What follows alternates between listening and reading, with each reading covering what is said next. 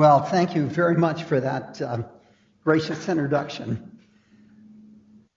I'd like to talk about several things today. One, I'd like you to understand that systems medicine and P4 medicine, which I'll explain, are fundamentally different from how we practice medicine today.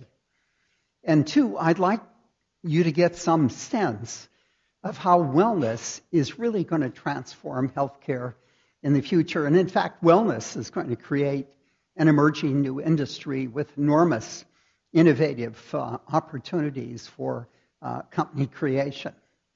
So let me say that over the past 4 or 5 years, I've been involved in starting 3 companies that all play different kinds of central roles in systems medicine, a blood diagnostics company, a company that is actually going to create reagents that will replace monoclonal antibodies, and a wellness company. And I'll talk about all 3 of those in the context of this lecture.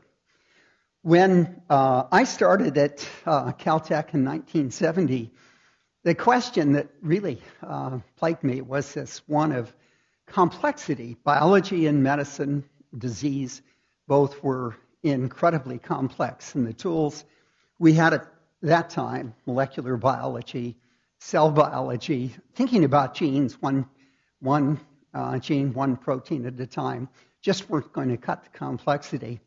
And I think the analogy that's really a good one is the 6 blind men and the elephant, each feeling a different part and making a declaration that the elephant is a spear or a fan or a tree. And the elephant really is these and much more. And so it is with complex systems. And in fact, the initial problem we had is we didn't have a conceptual framework for thinking about complexity, and that later came to be called systems biology, and we'll talk a little bit about that.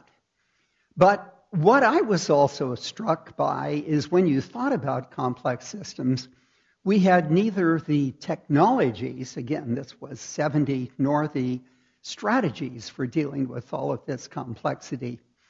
And I remember reading a fascinating book in 1973, Thomas Kuhn's The Structure of Scientific Revolution, which talked about paradigm changes in physics. And he made 2 major points. One, that paradigm changes are really hard because you alter the way people think, and very few people can think out of the box to create the initiation of a paradigm change. But he said even more fundamental is the enormous conservative nature of scientists and their reluctance to give up long-held beliefs. And it was with that in mind that I had the good fortune over 45, 50 years of my career to participate in a series of paradigm changes that I think really did transform biology in many ways. So one was bringing engineering to biology. We developed 6 instruments that let you read and write DNA in various ways. And what these instruments did was, one, opened the era of high-throughput data gathering in biology, and 2, they ended up ushering in big data and its analytics, and you'll see how critical both of those things are.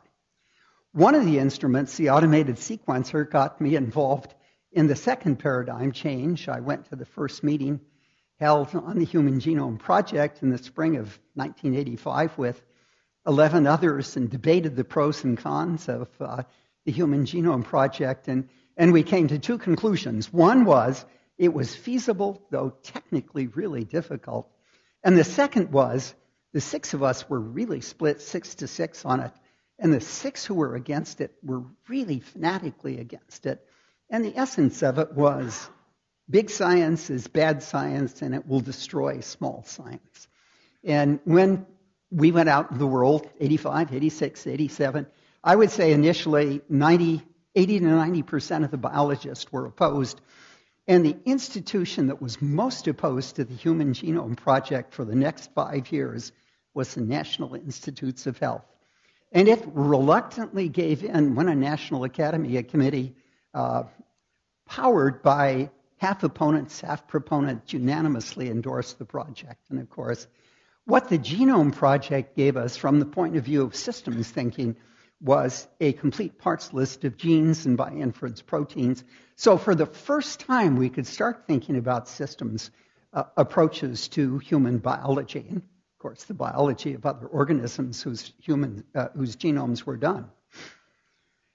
The other thing developing the automated sequencer made me realize where we had to put together engineering, chemistry, computer science, and molecular biology was in the future, the hard problems of biology were absolutely going to mandate living in a cross-disciplinary environment where you brought together all sorts of different flavors of scientists.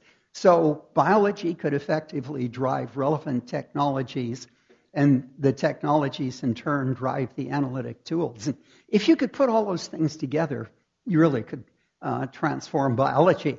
So I proposed to Caltech in 1988-89 to the Caltech president that I'd like to start such a department at Caltech.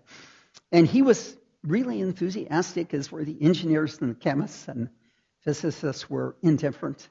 But the biologists were absolutely opposed. So Bill Gates made it possible to go to the University of Washington and start such a department. And what was really spectacular is in 8 years, that department created the first two critical technologies for the then emerging field of proteomics. It created the first two analytic tools for the Human Genome Project assembly quality control. We developed the inkjet technology there for large-scale DNA synthesis that Agilent has commercialized, and on, whole series of successes. But what was interesting was the dean who hired me said at the end of 4 years, he'd give me another floor of the building and I could build on top of the cross-disciplinary department, systems biology. And as serendipity would have it, that dean died just at 4 years in an avalanche in the Himalayas, and the next dean had a very different point of view. And I decided, as a consequence, in 2000 to resign, start the Institute for Systems Biology, and of course that opened up system science and how we could apply it both to biology and medicine. And that in turn led to systems medicine, P4 medicine, all those things that we'll actually talk about in just a few minutes. But I will say that the two lessons I learned from going through these paradigm changes are, one, scientists are indeed incredibly conservative. Every one of these proposals that you have before you met enormous objections. I remember when I started the Institute for Systems Biology, a really famous friend at MIT said, systems biology is hype and trivial. It'll never amount to anything. And he led a National Academy report 10 years later that said, systems biology is the future of biology. So it's great to see even conservative scientists can actually change. But I think, determined optimism is really critical. If you really believe in something, don't worry about what other people say, just do it. The more important thing I learned, though, is for each really innovative idea that one has, paradigm change, it is extremely difficult to have them emerge in the context of a given institution. Bureaucracies are formed by the past. They just barely let you deal with the present, and they mostly can't handle the future. And so each one of the first four of those things, we required independent new entities to actually execute them. And I think one of the fascinating questions is what's going to happen with systems medicine, P4 medicine. That, of course, is an unanswered question at this point in time. So I would say systems medicine does really employ system strategies. And I think there are two really central points about systems medicine. One is the idea that an enormous amount of complexity has to be dealt with by big data. So what we're going to see, and we've already seen it, I'll tell you about a project that's done this, is that each patient is going to have a virtual cloud of billions of data points, many different types of data, and we'll have the computational tools to integrate and model the data to create and identify actionable possibilities that can either improve wellness and or let you avoid disease. And of course, the really critical question in big data is signal-to-noise issues. And to solve the problems of big data, it isn't enough just to have clever machine learning. You have to integrate with that deep domain expertise. And I'm sure we'll hear about that from the next speaker. One way to reduce enormously this data dimensionality is to convert it into biological networks. These are the information conduits that regulate development, physiologic responses, aging. And of course, when networks become disease perturbed, they mediate disease. If we can capture the nature of these disease perturbed differences from their normal counterparts, we can understand in a deep sense the pathophysiology of the disease and get new insights into diagnosis and into therapy. So by about 2006, we really had very clearly articulated the vision of systems biology and started to articulate the vision of P4 medicine. But one of the things that I was struggling with is how could we really bring it to the healthcare system so it really made a difference? And I will say in those early years, we had a number of efforts that all turned out to be absolutely ineffectual. And in retrospect, it was really clear why each of them was ineffectual. And then in 2017, what happened is I met the Minister of Finance for the state of Luxembourg. He was interested in changing the economy's dependence at the 90% level on financial services. And he wanted to bring in healthcare and biotech, so he asked us to write a proposal. We did for them many things, which I won't describe, but what they did for us was to give us $100 million over 5 years. And what this let us do was two really important things. One, we could take on high-risk, high-gain projects, the technologies, the strategies of P4 medicine, systems medicine. And number two, we had the money, which was all basically flexible, to actually finish these projects in a way that could bring them to the healthcare system. So we developed 9 or 10 strategies and technologies. I'll show you some of those in just a moment. And it placed us in 2013 or so at this incredible tipping point because it was clear we could really transform how we thought about many critical issues, including diagnostics in medicine.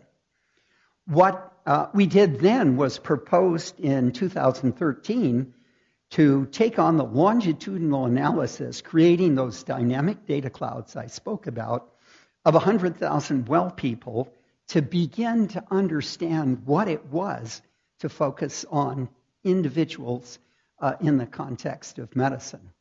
And what we've done over the last year for a 10-month period is taken 107 individuals as a proof of principle, and the results are spectacular. We'll talk about those at the very end.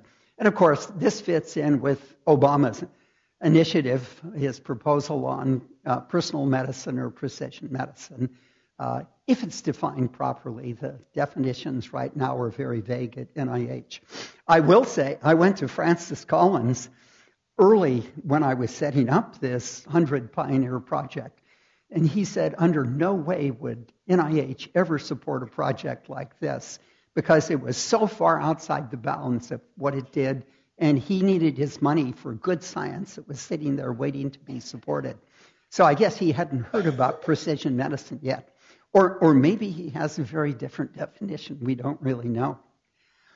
What we did was develop a lot of technologies, and I'll only talk about one of these. There is an incredible company that has come to ISB from Intel that basically learned how to take two plastics and create pores of very controlled size. And what they've done is they figured out how to put a nuclease on the lip of such a pore, capturing a strand of DNA, cleaving off the nucleotides, sending them through the pore, and then electronically detecting the unique signatures each of the 4 bases produce. So they've demonstrated all of those things. Now, what is interesting about this technology is, number one, nucleases are infinitely processive. So you can really think about 100,000 kb reads. And that will transform the assembly of human genomes, which is one of the things that plagues us today and doesn't let us get indels very effectively. Number two, it's clear that nucleases operate equally effectively on DNA or RNA, so you can sequence RNA with this every bit as well as DNA. Number three, because each of the 4 bases gives quite unique electronic signatures, one can speculate that the 16 covalent modifications, the epigenetics of covalent modification of DNA itself, could be read off at the same time you do the DNA sequencing. And finally, number 4, it is clear that one could parallelize this process to the point where you could think about doing a 15-minute genome. And my prediction is, if this company gets the funding, there are technical limitations I haven't talked about, but I think in principle it could be done. I could see a human genome being $100 in a period of 5 years or so. And we did a lot of other technologies, and I'll talk a little bit later about one of those. But we developed a series of strategies, too. One was a strategy where we could look from the beginning to the end at the dynamics of disease, in this case using animal models, and I'll show you an example. And the second is we developed systems approaches to blood diagnostics that have given us enormous confidence that for any clear phenotype difference between normal and diseased, we can create blood markers. And I think proteins are going to be by far the most effective blood markers. And then finally, we'll talk about longitudinal studies. We did a lot of other things, but we really haven't got time to talk about them. In mice, we induced neurodegeneration by injecting into the brains of mice activated prion particles in C57 black mice. This was a 22-week, it was a disease of 22 weeks progression. What we did was compare the transcriptomes of the diseased animals with their normal counterparts at 10 times across that window, so we could look at the dynamics of how the brain transcriptomes changed. And what we were horrified to see initially was 7,400 genes changed. That's a third of the mouse genome.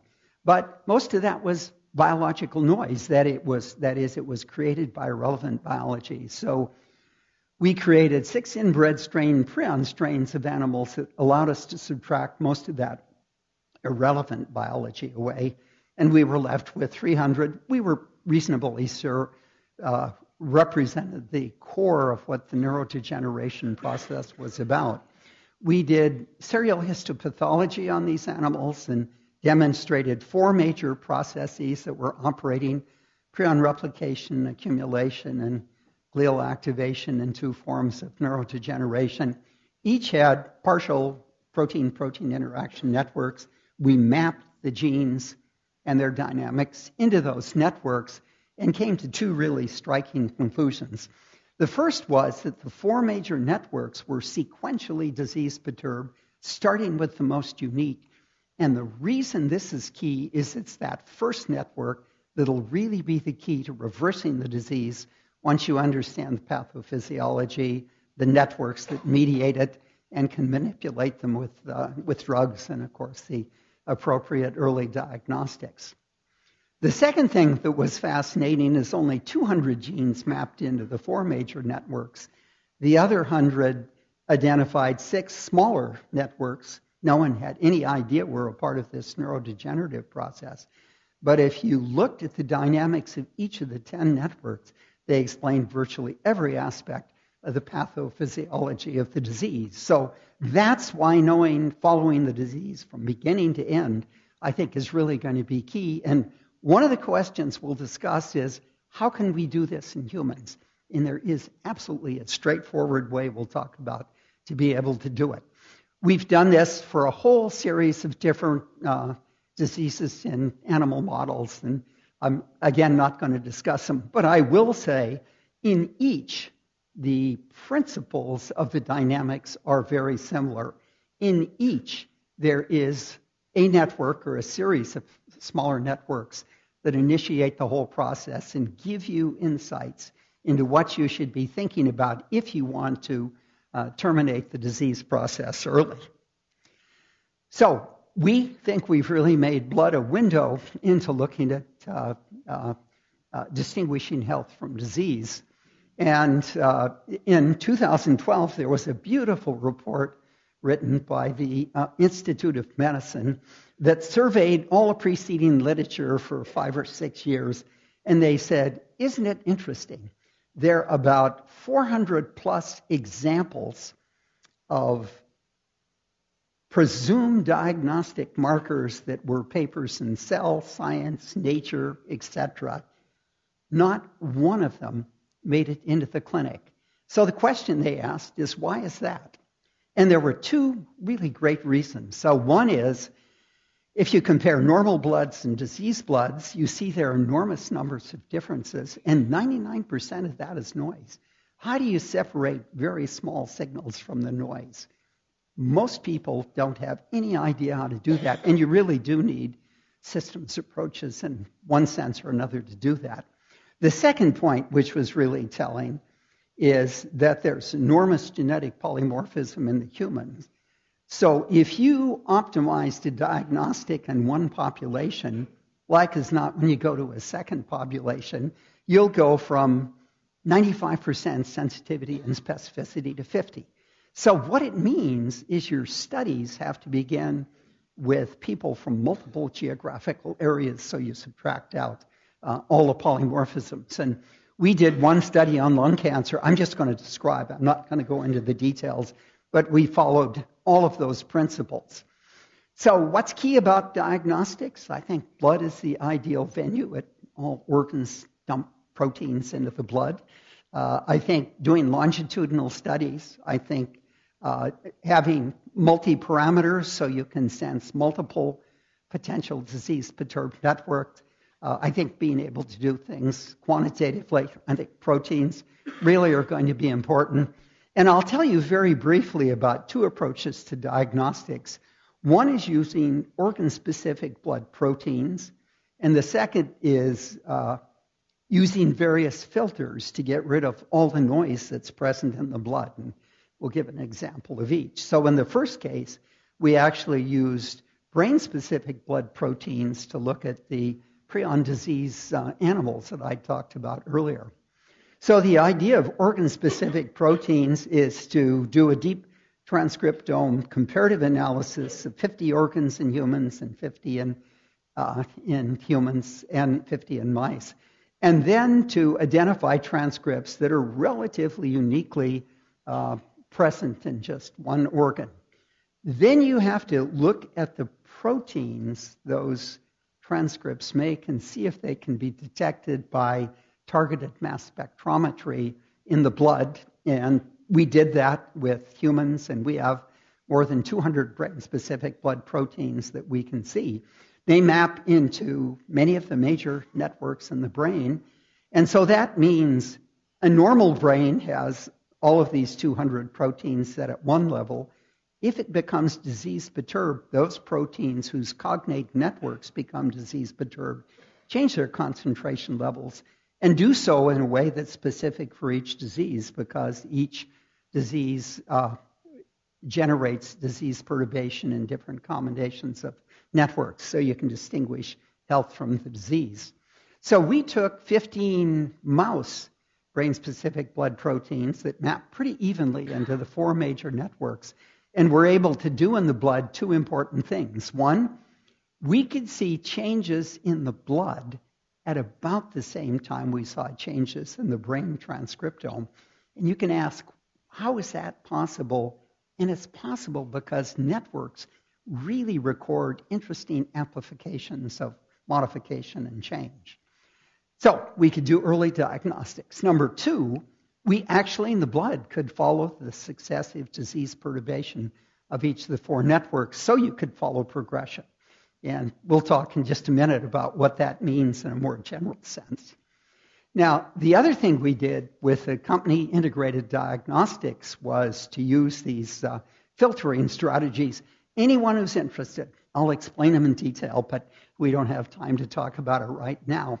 But the fundamental question we were interested in is in the States. There are 3 million nodules in the lung a year, and how does a pulmonary oncologist decide what to do? And of those 3 million, 600,000 went to various surgical procedures. And of those 600,000, more than half the procedures were done on people with benign nodules. Unnecessary cost, unnecessary morbidity. So what we set out to do was to develop a diagnostic that could distinguish benign from neoplastic nodules in the lung. And we identified 13 proteins in the blood that actually had the ability, and now we've moved it up to identify unequivocally about 50% of the nodules. And the reason that was important from the payer point of view is that saves the healthcare system $3.5 billion a year. So this is the first protein panel, we were using a CLIA lab to generate the results, ever put forward, and it was commercialized in an incredibly short period of time. And we now have 5 or so payers that cover roughly 500 million lives, and these people bought into this because of the savings as much as because of the benefit to the patient. Question you can ask is, what are these 13? We started with 400 proteins. We ended up with 13. So what do they do? 12 of the 13 map into disease-perturbed networks in small cell lung cancer. So we'll have the ability both to do early diagnostics and follow progression. We're just working on those kind of things now. So these kinds of approaches let us distinguish normal from disease. They let us do early diagnostics. They let us follow progression. We'll be able to follow response to therapy in cancer. You'll be able to see reoccurrence. But really importantly, you can identify the networks that are disease perturbed, and they themselves provide interesting therapeutic and diagnostic targets and so forth. And we're quite confident we can use these to stratify all types of lung cancer into their distinct groups. And stratification is one of the most important aspects of diagnostics and saving money in the future. So finally, let's talk about reagents that are going to replace monoclonal antibodies. What a bold statement. This has been pioneered by Jim Heath at Caltech. We started to do this in integrated diagnostics, and then more recently we spun off a company called Indie Molecular that is creating these reagents. And the idea is the following. You create a library of circular 5-mer deamino acid peptides of 10 to the 7th or so. And then you can take the protein against which you'd like to make the capture agents, and you can find monomers that bind at low levels. And you can use the type of chemistry called click chemistry to join 2 monomers together in their proper 3-dimensional orientation. To make a dimer, we've made trimers and we've made tetramers. And with each of these mers, there is close to a log increase in sensitivity. So for circular peptides, the dimers we select for the most part have the same affinity as some of the best monoclonal antibodies. These reagents are incredibly stable. Jim put the first one we made in his trunk of his car in Pasadena in June, and in September we took it out and the affinity was unchanged. So that means you could put these reagents in an envelope, you could send them to Africa, and you'd have perfectly good reagents. And of course, the other thing that's really interesting is this is all chemistry. And it can all be done in vitro if you know the two monomers plus the nature of the coupling structure. You can use copper catalysis to assemble as much of the reagents as you want. So it changes the ballgame in many different ways. Jim has demonstrated more recently that he can focus the interactions of these protein capture agents on single peptides.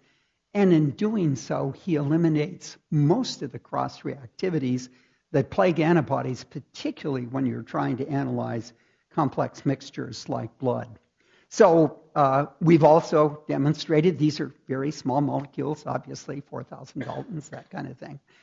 They're absolutely beautiful in vivo reagents, and here's an example of an anti-PSA that had a copper on it that we could look at with PET scanning and show localization in the mouse to the prostate absolutely beautifully.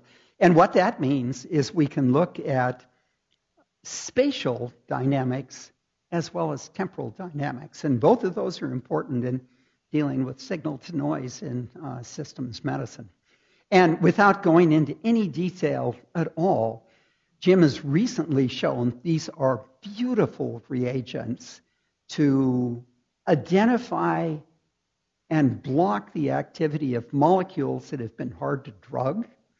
They work beautifully in blocking protein-protein interactions, and they very nicely modify allosteric changes. So they're going to be absolutely terrific kind of drugs in the future. So they're stable, they're sensitive, they're digital. We can make them in vitro.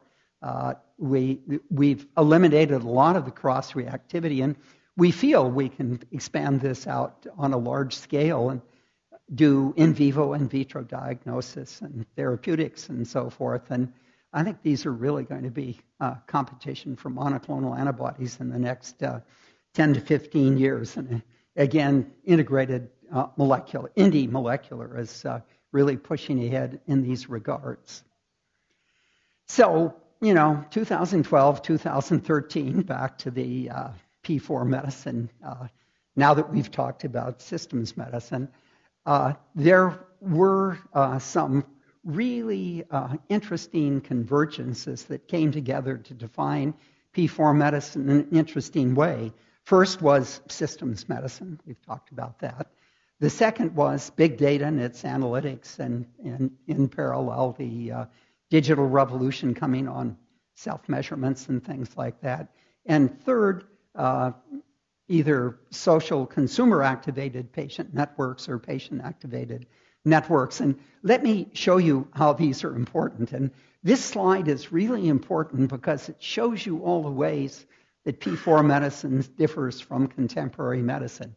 It is not merely an incremental change giving you drugs that can deal for a very short period of time with cancer. I have to tell you, I'm really skeptical about sequencing cancer mutations and getting drugs for them. Let me just tell you, do you know there's no epithelial cancer that's ever been cured by drugs? I think the key to curing cancer in the future is going to be immunotherapy, so you really ought to start thinking about that. The best drugs can do now is let the patient live for an extra 6 or 8 months, but they become resistant, and you're back where you started again, but you've spent $140,000 or something like that. I'm not sure that's a wise use of society's resources. So P4 medicine is proactive, not reactive. It is all about focusing on individuals and not on populations. It's a major focus on wellness, which has been virtually ignored by the current healthcare system. It's all about creating these dynamic data clouds that I talked about before, and it takes a very skeptical view of therapeutic trials where you put together 30,000 people and you give them drug or placebo and you extract information. Every patient is unique genetically, unique environmentally. You have no business averaging that data. And you do a marvelous job of suppressing signal and increasing noise. And drug companies have shown that. So what you really need to do are these N of 1 experiments with individuals. Do it with 30,000 individuals, and then aggregate the individuals according to the properties that you're interested in. So N of 1 experiments are really going to be important in the future, and the statistics will come by generating appropriate large numbers. N of 1 experiments can give you deep and fundamental insights into where you need to go in medicine. I'll show you an example or two of that. Finally, the patient social, consumer-activated social networks are all about enabling consumers to learn about the new medicine, to do crowdsourcing with the new medicine, figure out new ways to use it. And finally, they're going to be the advocates that I think will really persuade a very conservative healthcare system and very conservative physicians to actually change. So I think P4 medicine is really about two things. It's about quantifying wellness. It's about demystifying disease. And I'll just say that 98% of society's resources go into disease, almost nothing into wellness. And as a consequence, wellness has not been studied, and it has a poor reputation. And many people say we shouldn't use the term wellness because it has this dubious reputation. And my argument is we'll make wellness really strong, and we'll use a word that's probably the best word for that thing. What I do believe is that we are now at the beginning of a whole new healthcare industry called the wellness industry. And I really think over the next 10 to 15 years, that wellness industry will exceed in market cap the healthcare industry for the disease, the current industry that we have today. And I think more and more focus is going to be put on wellness. And I'll give you justifications for that in just a couple of moments. So here's really a remarkable statistic. If the increase in lifespan continues as it has for the last 10 years, you can make a calculation that 50% of the kids born today, this year, will live to be 100. And the key question is, what are the last 30 years of their life going to be like mentally and physically? And if you look at what happens to us today, it's pretty grim for most people. So I think we really do need wellness to deal with that opportunity that's coming. And that's where I think this proposal we've made to look at wellness on a large scale is really going to be transformational. And what I'll talk about are the 107 individuals that we've put into a pilot project doing their genome. Then every 3 months, we get blood, urine, and stool to look at clinical chemistry, 700 metabolites, 400 carefully selected proteins, and every 3 months we look at the gut microbiome, and continuously we look at quantized self-measurements and get the histories and keep track of their environments and all these things.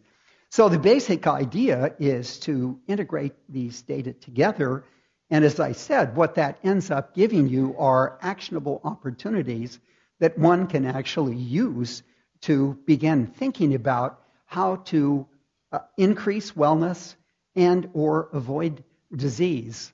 And a critical part of this endeavor is the fact that each data type can give you actionable possibilities, but even more, the integration of 2 or more data types really increases actionable possibilities. So anyway, we have people that are coaches that bring to the individuals these actionable possibilities and persuade them to change their behavior.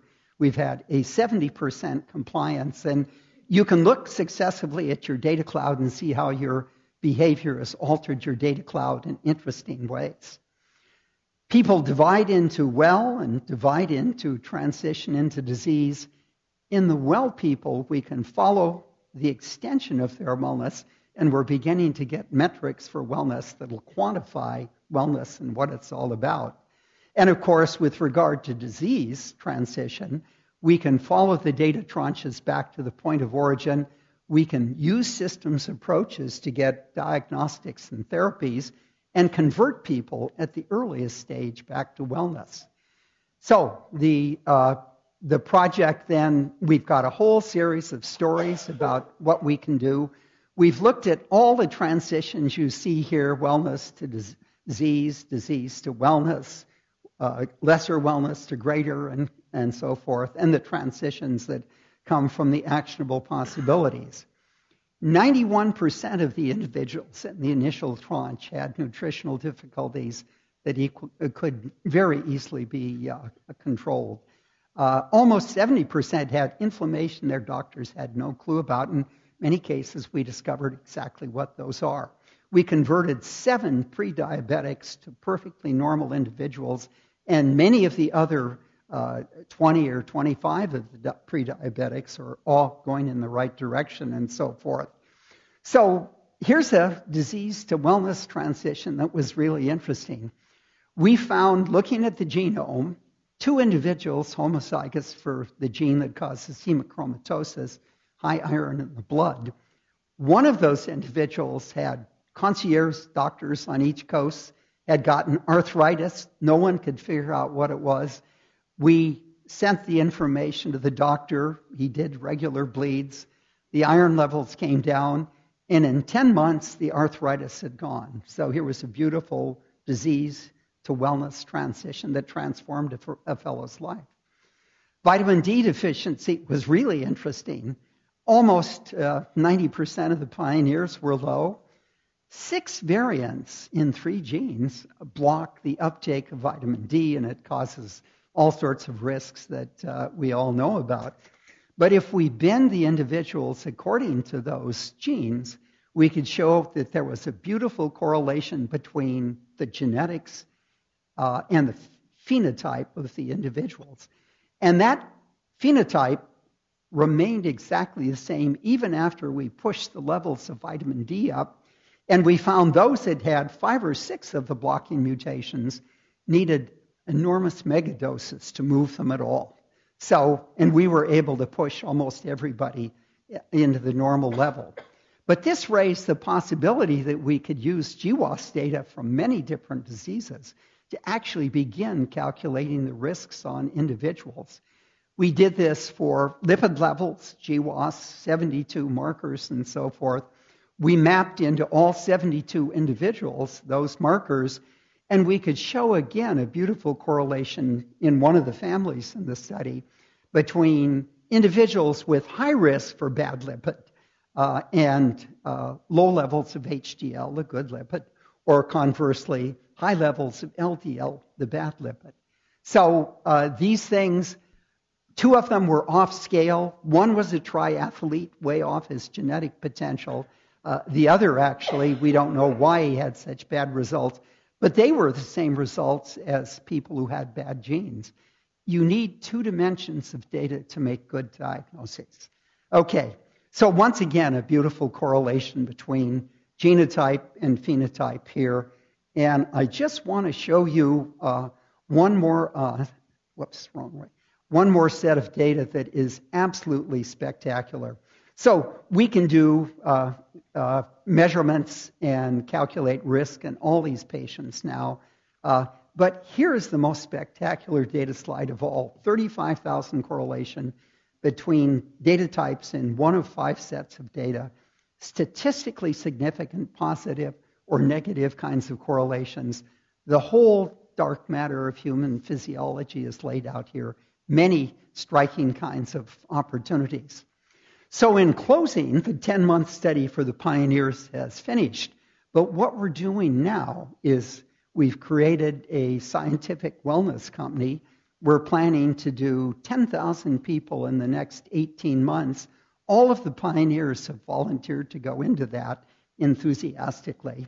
Many of them feel it transformed their life. For the first time, they had control of their own health. So I urge you, as you think about what you're going to be doing here, to realize wellness is really a key point.